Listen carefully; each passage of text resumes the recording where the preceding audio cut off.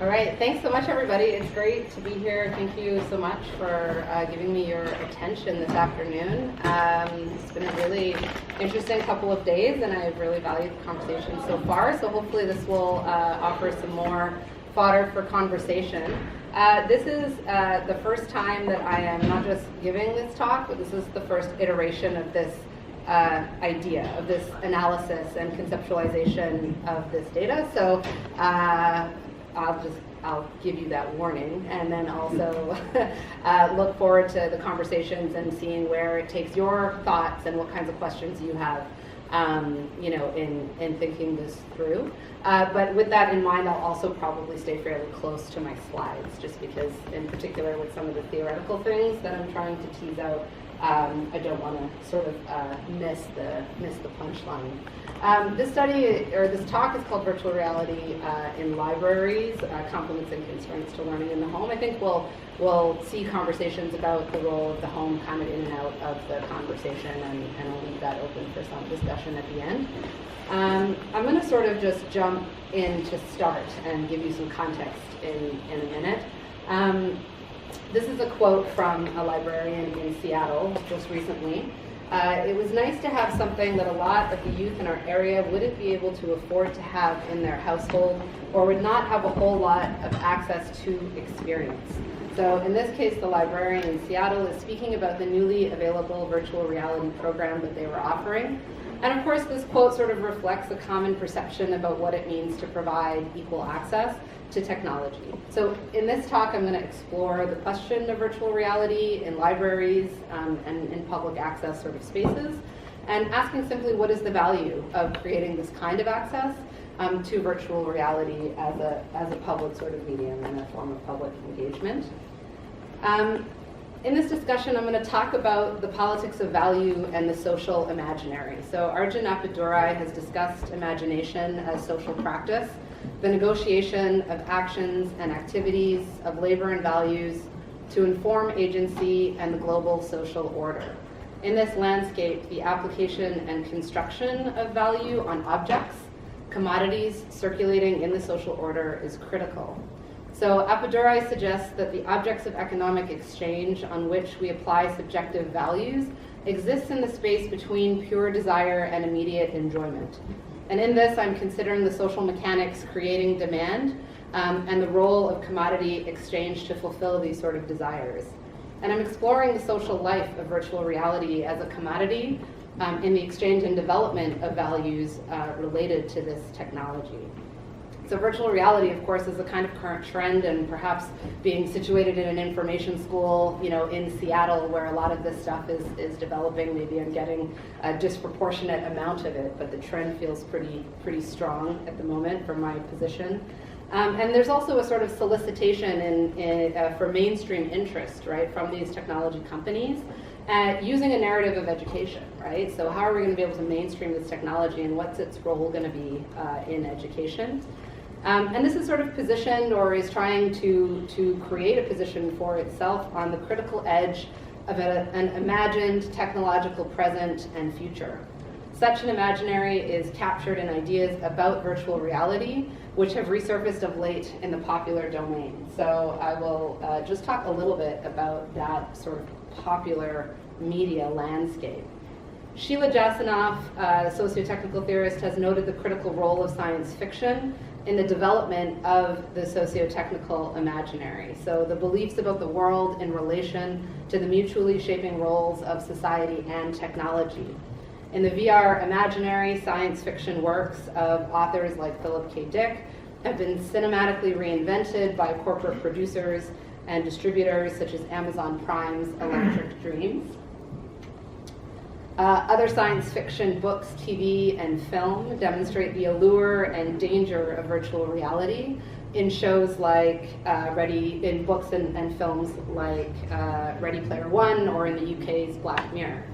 These examples represent a social, technological, and temporal moment when media and technology about virtual reality in the home and in our hands is present. what is learned and what learning is valued in both the perceived and the actual experience of using VR is more complicated and arguably less well understood. And that is the sort of landscape from which I enter into this conversation about this particular study. So this project, VR in Washington State Libraries, sort of surfaced around fall 2017. The Washington State Libraries, and I don't think that this context is insignificant. I think it's really critical, actually, that the Washington State, that Oculus, who is a subsidiary of Facebook, right, and who create Oculus Rift, they have been donating Oculus Rift VR machines to libraries in order to create public access and in support of education, right? This is their approach. And they were working with the Washington State Librarian in order to distribute, no small number of machines into the state. I think they were looking at 40 machines. The state librarian wanted to both accept this opportunity and also to study its impact. So the state librarian considered that at this juncture, relatively few families had adopted the use of VR in the home for either education, communication, or entertainment, and that the public library might serve as an access point for such an experience.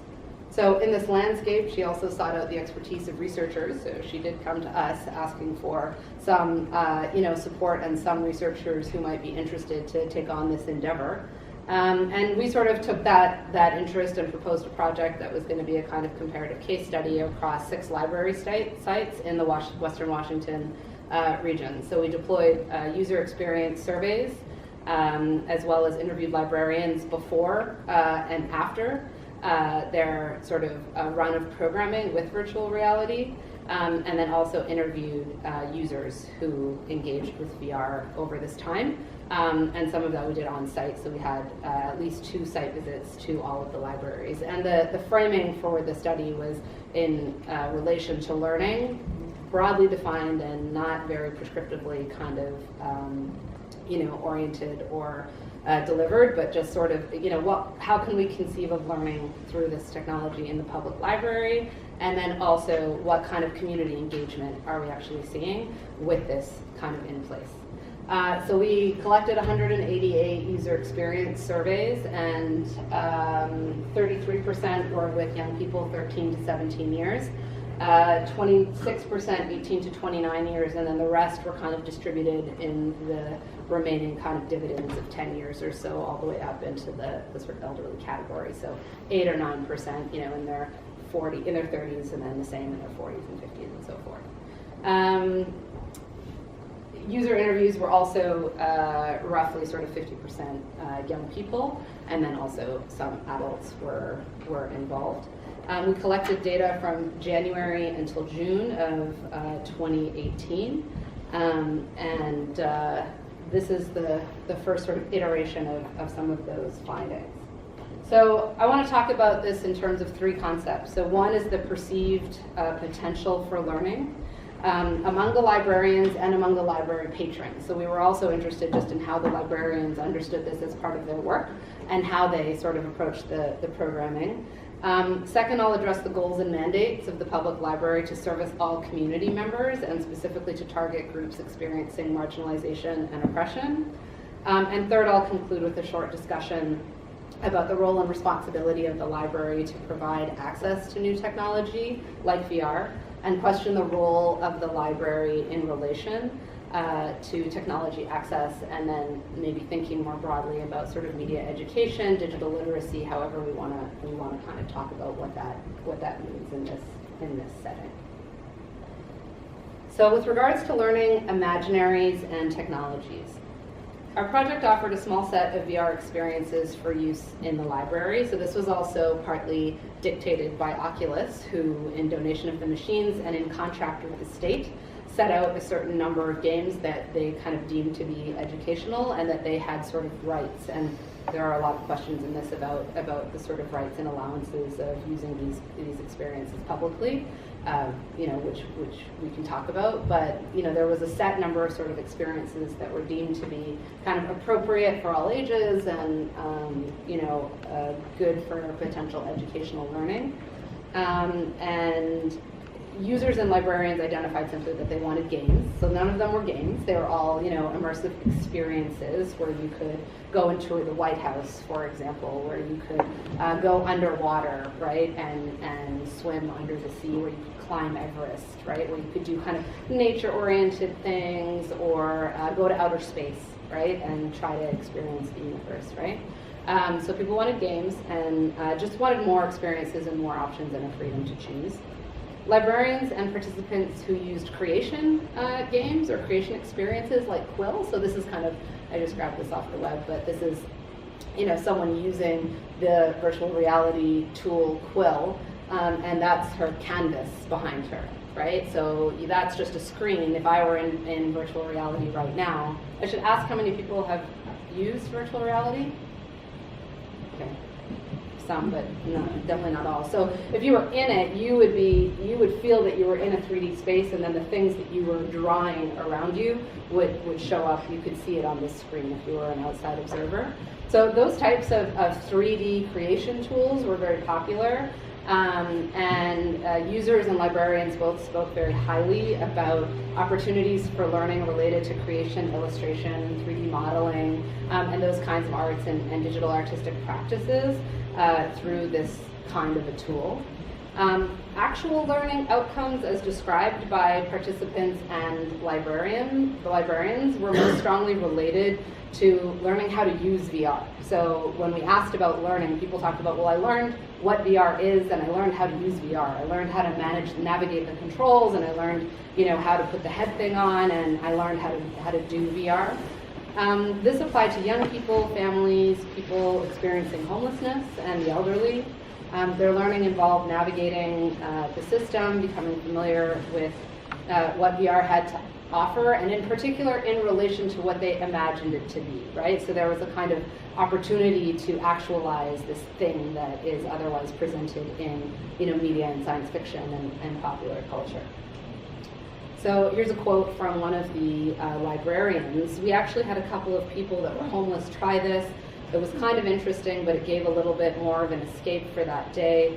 Some of our regulars that are here every day, they just kind of try to hide in the crowd type of personality.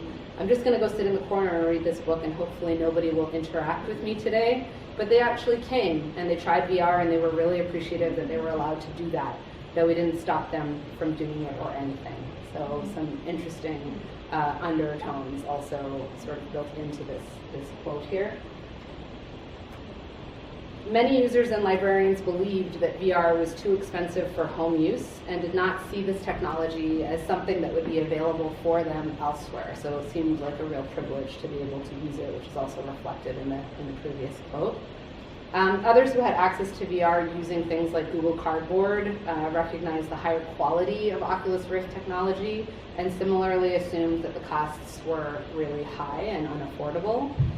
Interestingly, as we started to identify this narrative between librarians and users about the affordability of the tool, and we started to kind of probe deeper, right? So once we kind of identified this halfway through, we thought, oh, we better ask people what they mean by too expensive or unaffordable. And the range there was anywhere from like $150 was too expensive to we think it costs over $1,000 in order to have it in the home. So definitely kind of a lack of understanding about, a range of socioeconomic sort of communities and people for whom the cost implications really vary. And then also a lack of knowledge about what it would actually mean or take to have it in their own home. Learning about the content of VR, which is actually where the state librarian was particularly also interested, and where we were also interested to know if this was a conversation point, was less clearly evident, at least from this research. So young people in particular showed great enthusiasm and engagement during their time in VR, but also often dismissed the idea that their experience was one of learning. right, quote unquote learning. And I think this is a conversation that's been rehearsed in a lot of different domains in terms of media and what constitutes learning and how are people defining it. And so that perhaps is not, too different in this space. However, there were also, technical challenges to using the VR from system updates to buggy programs. Some users experienced disruptive physical responses like nausea and dizziness, and others felt that the choice of VR experiences available was, again, very limited.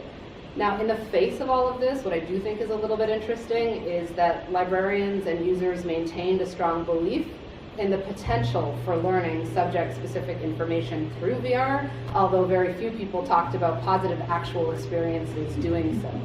So it's in this space between the actual experience of the users and the perceptions about what VR is capable of that this kind of socio-technical imaginary about VR's role in learning seems to sort of persist. And it's in this space that the politics of value surface in relation to the developing commodification of VR in social contexts and for particular communities. And I want to talk a little bit about what that sort of looks like. So here we have a user who tried VR, who was a library patron, who's a parent, and whose daughter also tried VR. So I think that it could be a game changer, especially when you consider poor children, because like my daughter, she did the Google Earth and she was looking at a village in Tuscany and stuff like that.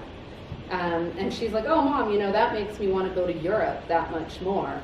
And I may not be able to take her to Europe, but through VR, she might be able to experience it a little bit, if you know what I mean. She won't be able to, the taste, the smells, but she'll be able to see.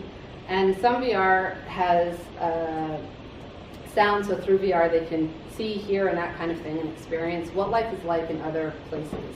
That to me would be a plus, especially, like I said, for those children whose financial means aren't that great.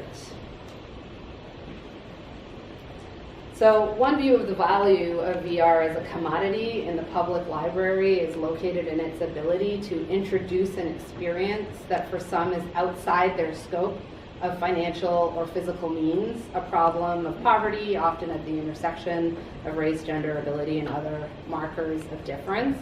This fosters excitement about the possibility of expanded experiences and learning through virtual interaction and activity. It's also very unsettling for me and underlined with dangerous neoliberal agendas supporting the very dystopian future ever present in science fiction and accepting a sort of technocentric inequality as inevitable, right? That we will accept this alternative, this far inferior alternative to this inevitable impossibility of the real thing. So the relative value of the VR imaginary and the ways in which it might be fulfilled through public access and in the library is further complicated at the intersection of these user demographics. There's a pretty high number of children, this is another Seattle area librarian, there's a pretty high number of children who are basically the library's almost a babysitter, so they're left there. The parents are just too busy to be there, and there are no caretakers. So the more struggling and aspiring a family is, the more likely it is that a child will just be there on his or her own. That their parents may not even use the same alphabet, that those legal waiver forms required by the library, I'll talk about that in a second, that they may not even be able to understand that whole process of signing forms and also what virtual reality is all about. So one of the parameters of the partnership for the library sites and with the library and with Oculus was the requirement to sign a legal waiver, which was basically just like a liability and safety issue. So you have these sort of posters, right? This is one example. But you have all of this text, right? Like pre-registration is required, must be 13 years or older, under 18 must have a parental signature, and then at the bottom there's a warning, right? May cause dizziness or vomiting for some users, right? So, depending on your cultural capital and your sort of engagement in this technology, the question is really like, well, like why would I do this, right? So, there was definitely a perception from the librarians that there were additional barriers for immigrant families in low-income communities to access and engage in VR programming, specifically related to, of course, language barriers, even though all of the forms were translated into the languages that were identified as the most prominent in those communities. And additionally, related to the idea that immigrant families might be outside of the imagined sort of cultural regime of this techno-optimism, and as such not necessarily see simply why they should care about VR. And I don't make claims about whether or not I sort of agree or think that that is a supported perception, but that is the perception of the librarians that were a part of this conversation, and certainly something to think about, if not as an accurate reflection of these varied communities, at least of the ways in which the librarians and the library programs might be constructed in relation to the communities and the people that they are serving. Now, with that in mind, in our study, the VR experience had broad appeal to users who tried it across gender and across race. However, our data also suggests that, unsurprisingly, men and boys were more frequently users of VR in the public library. And we position this finding, of course, into very well-known kind of conversations and theories around the masculine culture of technology, which affords men and boys more experience and confidence with technology and video games. VR users in this study also predominantly self-identified their ethno-racial background as white. And we also observed this in our observations, and the librarians commented on that in relation to all of the times when we were not there, because of course there were hundreds of more people who tried VR who did not fill out the survey, right? So we took that from the librarians. And this was despite the library sites having been carefully selected to represent much more diverse ethno-racial as well as class-based sort of demographic groupings, right? So one of the libraries served a high Latinx community, one of the libraries served a local tribal community, two were urban center Seattle kind of libraries with significant ethno-racial kind of groups, and then there was one sort of low-income white community and one kind of middle-class white community. But across these communities, with one exception, it was almost exclusively sort of white people who were using the technology. This was just, I wasn't really sure what slide to put up to represent that, and so I just Googled like Oculus and like men and white, and I got this Tumblr site, which I just thought, well, I guess I'll use that. So, in the space of exception, I think definitely helps us just think outside of the dangers of kind of being deterministic or essentializing what this means in terms of ethno-racial groups and usage, which I don't expect anybody in this room would make a sort of erroneous kind of step in, but just to sort of identify that part of this is related to just the patron base who actually uses the library, right? This isn't about maybe the interest of these communities, and perhaps this puts into question also the idea that the librarians have about the quote-unquote immigrant communities and their interest to participate, because in this library where all these young people of color just dominated the space, they were the ones who used it, right? So, and they used it in ways that were interesting, in one of the 6 libraries where we saw this exception.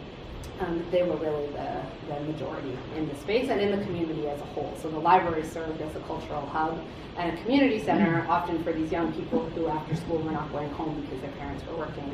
And so they just walked over from the school across the street into the library, and they all just hung out there until it was time to go home. And this would be evident to anybody kind of just walking in. And in this space, a librarian explained that some of the kids that are here all the time, I didn't really expect to see them interacting with people that were older than them. Sometimes it's hard enough to get them to interact with us. And so that was nice that they were excited about it and that they were wanting to help other people and tell other people about it. So there were a few narratives of this kind of intergenerational engagement and opportunities for that kind of sort of learning and support in the space when people were trying it out, which was interesting.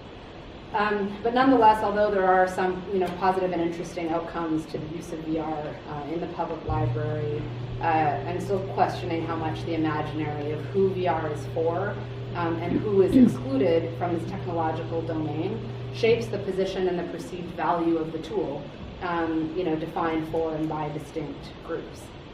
The call to use libraries as a location for equalizing access is certainly a good one. However, the social and cultural context of technology as white, Western, and masculine may be persistent and a powerful influencer in the ascription of value to VR as it enters the public sphere. And so I question, who it's perceived as valuable for. I want to talk just before I conclude a little bit about this kind of media education scope, right, with a focus on the opportunities for education and then the experience of VR and this experiential learning, this idea of experiential learning that is really talked about a lot in the VR landscape.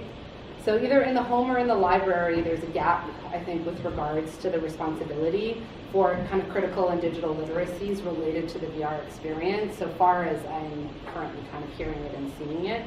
And I think as we've seen, and also again a lot of other media before it, so it's again being treated like it's some brand new shiny thing that doesn't play the same rules as the preceding kind of modalities. So while there is a common acceptance that parents are responsible, right, for monitoring and supporting media engagements in the home, the library programs that we studied were void of any discussion of what this might look like for a VR program that they acknowledge is not something that can get into the home and that is not in the school, but that they are offering for the first time, not necessarily with a set programming around it. And admittedly, as a pilot study, they're looking for through this the different types of recommendations and suggestions of what we would suggest as researchers, though. Even the preliminary conversations we had where we suggested wraparound programming, right, that you offer, different layers and levels of programming to engage in VR and to make it more, just robust, weren't necessarily adopted because of just the time and the structure of what it meant for a librarian to do that work, right, and to put it together. Now, thinking also about the responsibility of the programmers and the developers in the VR industry, which I think is also important, one of the youth participants was using a VR experience called called Ocean Rift, and this is a screenshot from that program.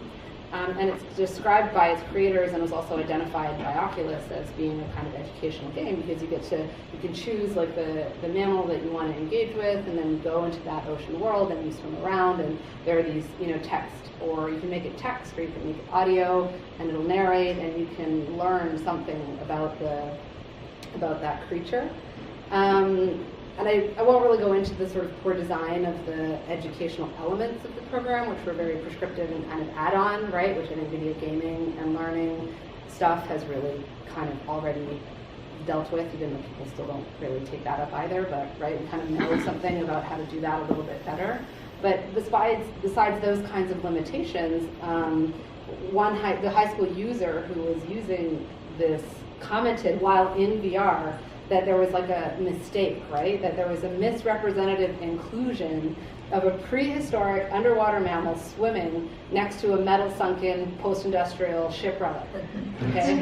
And I was sitting there and I was like, what is this guy really? Like, and I'm kind of looking at it and then I kind of, Googled it and Wikipedia'd the kind of thing, and I was like, wow, that kid really knows, what he's talking about. But this sort of blatant misrepresentation and misleading sort of juxtaposition of historically disconnected content really surface these important questions, right? Like, who is responsible if we're going to be using this in this way, and if it's being said that it's educational? And again, I think we have these problems with other forms of media, though I didn't really see them getting taken up, and I definitely don't think developers are seeing it as their responsibility, and I think that's a interesting question and problem at a moment when this technology is being, kind of coming up into the mainstream and being sold as something that's going to change learning, right? And so you have, things like this that are really kind of just problem on a number of levels, including who is responsible for asking these critical questions, right? And if that really smart kid didn't know, what was going on there, I don't know that any of us would have also picked up on it, right? Because it was not our kind of area of focus. So these are stories of old in the landscape of media education, but the current hype around VR in industry and in this library system seems to be overlooking some of those kind of media histories. So in our study, particularly among librarians serving low income and also sort of immigrant communities or foreign-born communities, libraries were described as a place to make up for the shortcomings of home. When parents work a lot, finances are tight, or young people have domestic responsibilities related to sibling or elderly care, VR in the home may not have a clear place in terms of getting it there, getting it running, and also having people, because you kind of, at least in the beginning, need to have another person there to support your use and your engagement. And they also need a certain amount of space, right? So the library might be the right place to actually, support the use of this in a more public domain. And experience the technology and garner some sort of real understanding of what it's about. However, in our study, particularly among the librarians serving low income and also, sorry, I lost my sense there. Nonetheless, our findings suggest that there are important questions to be asked with regard to the political context of VR machines in libraries, which imaginary is being fulfilled, and to whose benefit. So I think some of these deeper questions about what the actual function of this tool as a mainstream learning opportunity are really significant, and that we're kind of at the start of these conversations. And of course, I thought about